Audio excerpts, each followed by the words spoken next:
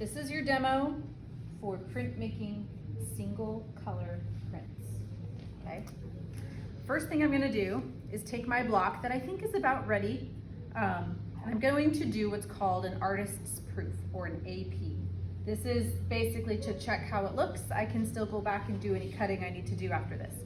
Step number one, put it upside down, and you're gonna make some little flags out of tape so that you have a place to grab onto it once it's covered in ink and you don't want to like get ink all over your fingers. So I'm going on the back side and making these little flags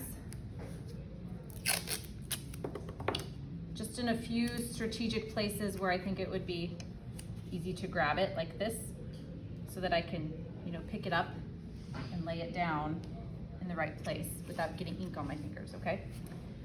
Now, tools. You'll need your ink. I've got all of the colors, point this way, Erin, under here. Mrs. Eck has a little bit more on her side of the room as well. I want you to watch out though and make sure you are picking block printing ink. Block printing. Some of the jars say screen printing. It's a different kind of ink. It's much runnier. You don't want to use that kind of ink for this project. So make sure you found block printing ink.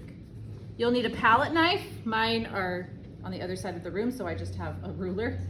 That's for scooping out from the jar. You'll need a brayer, and you'll need a batten, or you could use the back of a spoon, something to rub with. Okay, I've got a mirror here. I've got bigger ones too, but I'm just starting with this small one. And then I've got 3 pieces of newsprint paper. One for under my mirror where I roll it out, one to go under my print when I roll the ink onto my print, and then one to put, that stays clean, to put under here, my clean paper.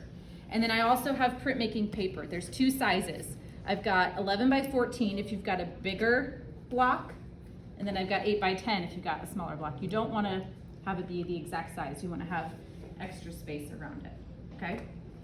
So those are the supplies. Now here's the process. Open up your ink. And if you have more than one color of ink, you need 1 palette knife per color.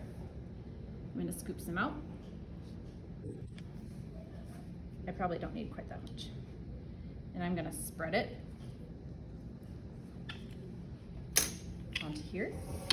And then when I start rolling this out, notice I'm not just going up and down, I'm lifting it. See that? You can go different ways because you want to evenly coat your brayer. And I want to go for the sound and the legs. The little legs are like, zoom in on this, Erin. See those little stripes that it puts in there? I want a nice even texture like that. So you don't have long lines going through it. You want it to all be nice and even on here and on here. Now if it gets too much so you don't see little textures poking up, that means it's starting to get dry. So you got to work kind of fast. Then I'm going to come onto here and roll it out. Get some more ink. You can kind of go back and forth sometimes, but you do want to lift it up pretty often so that it gets nice and even. Oh, so cool. Yeah. And you're already starting to see how it's going to print. Now you can see why I want a separate paper for inking my plate or block. Set that back here.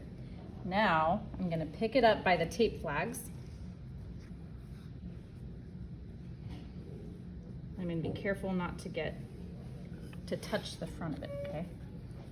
I'm going to go like catty corner here. So I've got it by the tape flags. I'm going to try and center it.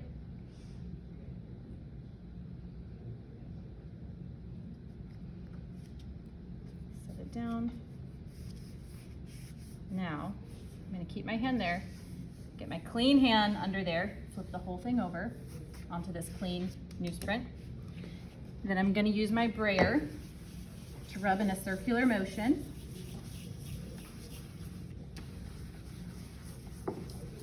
All over the back side. You could also use the printing press, but We're missing some pieces for it right now, and this is a little bit better anyway. Professionals do it this way because you have more control over how well it prints. And you can kind of start to see the edges showing. But once you have it, here's how you pull it off. Hold it down flat,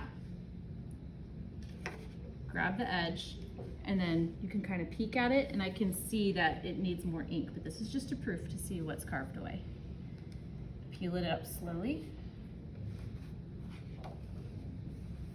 And then you check it out and see what else you might want to print. That looks so cool, Mar. This is good. Okay, so that's a single color print.